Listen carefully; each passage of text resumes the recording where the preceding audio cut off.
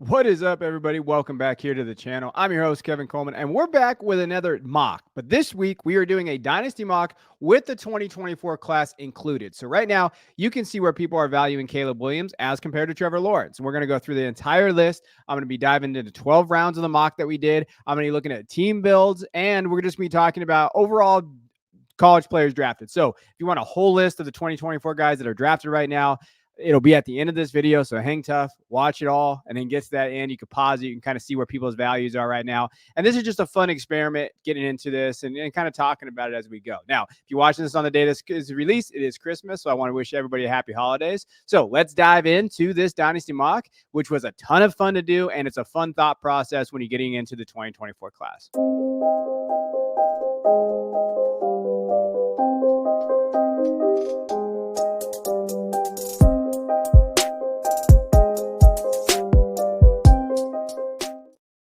All right. So like I said, it's going to be a 24 Dynasty mock, 12-team PPR, tied in premium, super flex as well. And we're just going to be getting into the narratives and talking about them. So we're going to go through each round as we go. As always, you can always pause it. I will be giving my takes as it goes through just to kind of see where everybody's at. You're going to notice, first of all, running backs don't go very fast, right? So when we're thinking of running backs, only 5 are drafted in the first 3 rounds here. We're going to be getting into that. But when you're looking at the board here, a lot of quarterbacks, 107 is Caleb Williams. So he's our first 2024 kid off the board. QB7. So right now, Caleb is being valued as QB7, which is the 101 in the rookie draft, right? So right now, just based on that, what are you giving up for the 101? What do you feel comfortable giving up at, right? I think it ends probably with CeeDee Lamb there at 202. Straight up, would you do that a straight up deal? 101 for CeeDee Lamb. I think it's an interesting discussion for how CeeDee is probably going to finish the year out. But that is where Caleb is at QB7. Drake May is at QB10, 111. Pretty aggressive for Drake May. Right now in my combined ranks, so for our Patreon, I have combined Debbie and Dynasty ranks. He's QB 16 for me, 17. So I have him more in that category. We don't know if Jake May is going to be QB2 or QB3 of the class right now. I think Jaden Daniels is going to definitely push for that. So 111 is aggressive, but hey, he might pan out, and that's fine. But definitely very aggressive there. And then we have Marvin Harrison Jr. at the 201, wide receiver 3. And so he is already getting valued as a top 3 wide receiver asset in Dynasty. And that's pretty consensus out there when you're thinking of like who you'd rather have. Now, the question is like, if Marvin goes to a team like the Bears with DJ Moore, do you want CD Moore, right? That was a weird pun, but would you like CD Lamb and Dynasty over that because he's a clear number 1? He's the guy in this offense they're looking at. Or are you comfortable taking Marvin Harrison Jr. hoping for that upside ceiling play, right? So those are when you're looking at the placeholders for the 24 class, those are the guys that are going to get drafted in there in the first 3. Now, the next 3, we're going to see in these rounds. Malik Neighbors goes at wide receiver 7 there at the 304. So I think that is interesting, right? So he's getting drafted before Waddle, Olave, Nakua in that range. 310 is QB 18 is Jaden Daniels, which to me, if I'm going to take a shot on one of these quarterbacks, I'd much rather I think he has a great build here. Anthony Richardson, Amon-Ra St. Brown, and then Jaden Daniels. I think that's an incredible start. I think that's a fun build. I think it's less risky to take Jaden Daniels than it is Drake May in the first, right? Because at least you get that Anthony Richardson. And then if you hit with Jaden Daniels with his rushing upside, man, you're excited with that build down the stretch, right? Especially with Amon St. Brown there. And then at 312 was Brock Bowers, tight end 2. So this is tight end premium. First tight end off the board with Sam Laporta. Second tight end is going to be Brock Bowers, right? So those are your 6. That's your 101 to 106. That's the tiers, right? We've been talking about where the tiers are at. There are your tiers in terms of right now the rookie class.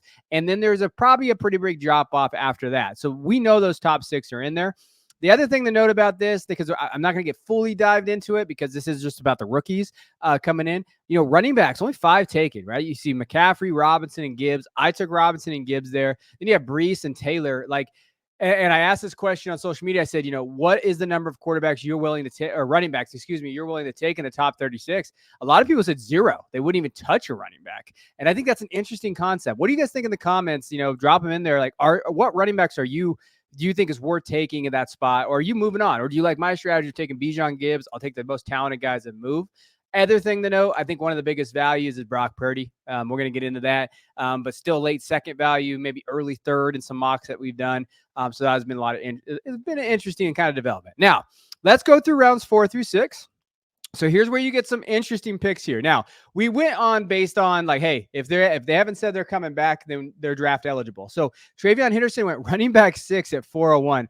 Very aggressive. I love Travion Henderson. We don't know if he's coming back or if he's going to declare from Ohio State there. I just, with the way the value of the running backs have gone, I'm not taking a running back from the 24 class in the first probably 10 rounds. I would probably look elsewhere. I understand the team build that he's building, and we're going to kind of talk about it.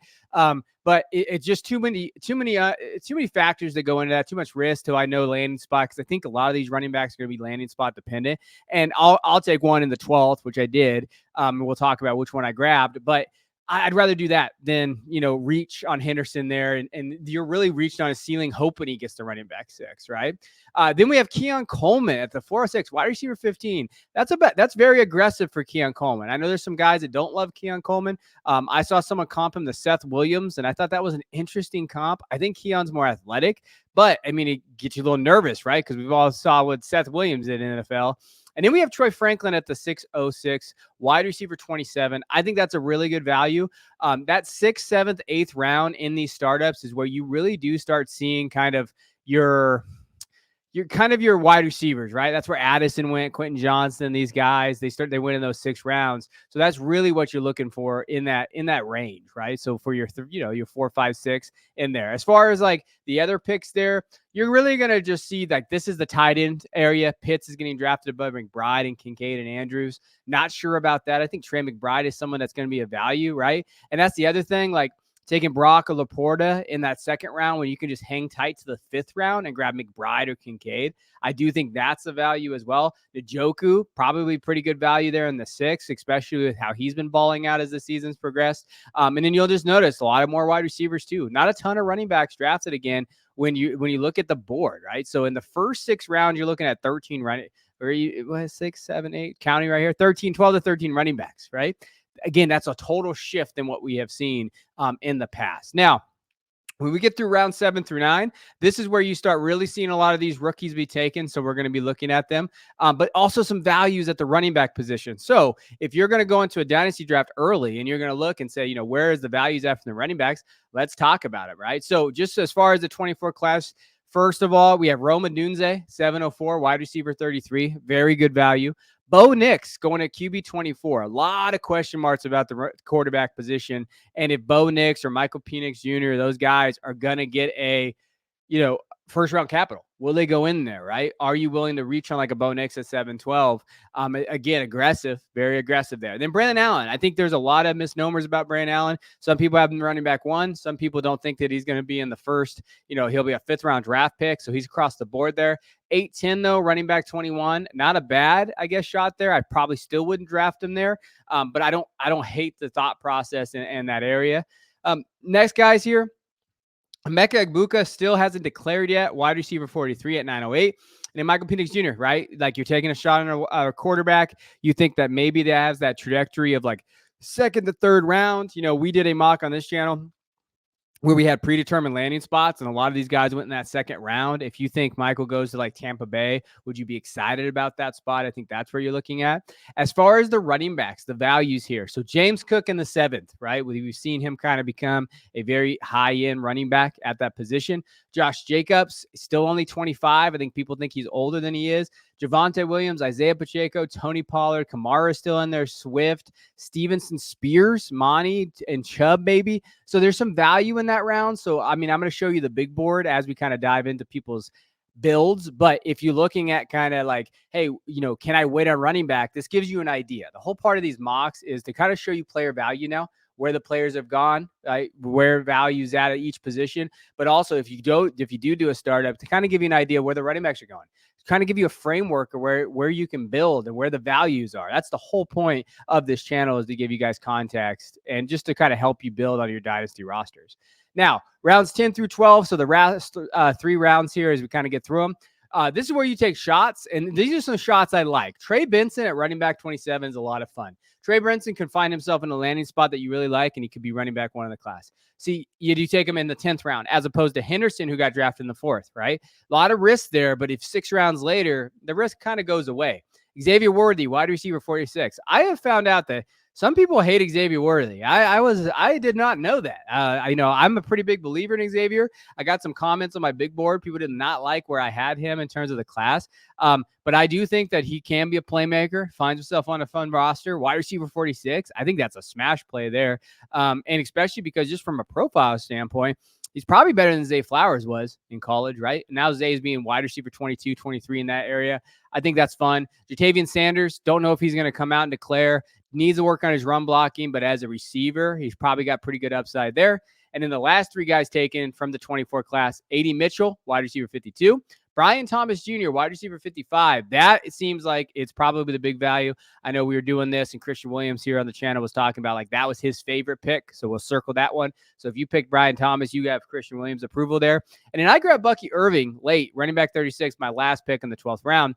Part of me did that because, hey, like I said, these profile running backs like Bucky, these smaller guys, they've been able to find a role, a lot of fun there in terms of like, hey, if you hit on them in the 12th round, you're looking at like a Devonta Chan, those type of guys in that role that, hey, you plug them in, has the points per game, top 10 guy, hopefully week on, week out, and then you get them late, right? Those are the type of shots I don't mind taking at the running back position too. Now, as far as the whole board in that 12th, not a 10th to 12th round, you're going to see a lot of tight ends. Freiermuth probably stands out to me as being the biggest value drop, from a guy going in like the 6th, 7th last offseason. Some other quarterbacks, you're getting into the nitty gritty here. Geno, Wilson, Pickett, Howe. So if you wait on those quarterbacks to the 10th, 11th, 12th round, that's where you're getting those quarterbacks. So just to kind of note there. Another big faller, probably Austin Eckler sitting there in the 10th round. Now, let's kind of talk about, this is the overall board, and this is a good time for you to pause the video, just kind of give a, look over it, see what you like. I'm going to go through some team builds right now of guys I like and just kind of some interesting areas that you can kind of attack in your dynasty startups. I'm going to show mine first because I'm on here so I can kind of give you like a thought process. I came into this thinking, hey, I'm going to go heavy running back and see what it looks like and see how it turns out. While everybody zigs, I zag, right? So Allen, Robinson, Gibbs, Achane, I really like those three starts. I think that when you're looking at it, you could have three running backs in the top 7. I do think there's still value in building through that. And then my wide receivers are JSN, who I think is a value. If Lockett moves on next year, I think that he can kind of assume that role. Godwin, same thing, could have a chance to move on. Then I got Ridley and Quentin Johnson. I know I probably reached on Johnson. I know the fantasy community hates on that. But getting those guys, if JSN kind of elevate himself, I think I'm pretty set there at that wide receiver position. Kirk Cousins is QB2. Don't love it. Don't hate it. 2-year maybe deal, veteran guy. Michael Mayer, and then Kendra, and then, like I said, Bucky Irving. That's how I kind of looked. So this is how like a heavy running back team looks like. Let me know. What do you guys think of that one? The next one I want to show you is my buddy Renshaw. He is a very, very, very, very good fantasy football just manager, right? We have a startup where I kind of in the industry guys, Sam Wallace from Fantasy Life is there, all these guys. He's in this league, and this is his MO. In Superflex tight end premium, he loads up on tight end, loads up on quarterback. I absolutely love his first two picks, Mahomes and Purdy. Fields is a great value pick there. Then he goes Hawkinson, Pitts, Kittle, and Goddard from the tight end position. And in tight end premium in the league that I'm in with him, when it is heavy tight end premium, you know what? You can start 3 or 4 tight ends week in, week out. And he is the number 1 seed in that league. So he shows you that. Jacobs is still a value. Swift is still a value there. And then he just went old wide receivers, but I mean, he's win now, right? So the reason I'm showing you this is heavy tight end quarterback. So you can do that in tight end premium. But also, this is a win now roster that's looking to go for it year 1. And then the last one I wanted to show you, Delhi here, Burrow, Tua, A.J. Brown. And I thought it was interesting because I think it was a very solid build in terms of value, right? You got McBride in there. You have Kyron Williams, who in 6th round still is probably a value there. Then he did get some guys like Xavier Worthy late. You got Warren and Chandler. This is a pretty typical build when you're thinking of like what guys like in these kind of drafts when you're trying to mirror not just the 0 running back, right? You're trying to get both sides there. The Dare pick right there, remember, that's Odunze, which I think was a really good value in the 7th. I actually like this team probably the most outside of, like, I can't say my team, but I really like their build and what they were able to do there. As far as the classes that were drafted, this is the board. So I told you I'd show you all the big board, all the guys that are in there. And just kind of show you, hey, where they were drafted. And then based on where they were drafted, like running back 6 was everybody, right? Not them in terms of the rookie class. You can kind of do it by there. But when you put it in the numbers and you see kind of how many guys went, these are your elite assets right now, right? These are the ones being at now. Some guys are undoubtedly going to pop off, right? So when you think of that, you're looking at almost 24 players here drafting the first 12 rounds. There's going to be some late round guys. Stay here on this channel. That's what we're going to do, identify them. We're diving heavy in Dynasty and a 24 class this offseason. That's going to be our main focus to help you guys identify guys like Puka and some of those other guys that we did like too. We have the receipts for it, but to help you guys here on this channel. So that's the Dynasty mock. Again, I'll show you just the big board one last time to kind of give you guys an idea of where it's at, where some of the values are. You guys tell me in the comments, what teams did you like the most? What build did you like? Did you not like my build? Do you like going young, or how much fun would it be to start Jamar Chase and Marvin Harrison Jr. in a startup? That's why we do these things. We're degenerates. We love Dynasty football. As the season is kind of coming to a close, we all know that if you're watching this video or you're doing Dynasty, this is the best time of it. January is my most fun time playing Dynasty. So hit that like button, the subscribe button. We're here to help you all off season long. Appreciate you guys.